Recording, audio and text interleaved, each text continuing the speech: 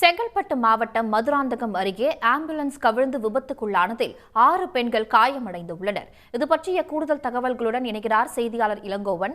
இளங்கோவன், தற்பொழுது அங்கு இந்த விபத்து எப்படி நடைபெற்றது, அங்கு இருக்கக்கூடிய சூழல் என்ன, விவரங்களை பதிவு செய்யுங்க. நிச்சயமாக மதுராந்தகம் அருகே திருப்பூரிலிருந்து சென்னை நோக்கி சென்ற ஆம்புலன்ஸ் வாகனம் தேசிய நெடுஞ்சாலையில் கவிழ்ந்ததால் போக்குவரத்து நெரிசல் காணப்பட்டது. மேலும் அதில் வந்த 6 பெண்கள் காயமடைந்தனர்.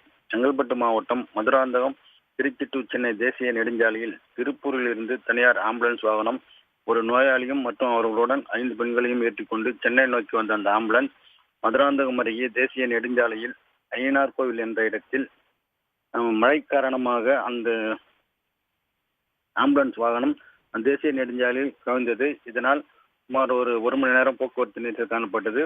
ஒரு நோயாளிகளுடன் வந்த 5 பெண்கள் உட்பட 6 பேர் காயமடைந்தனர்.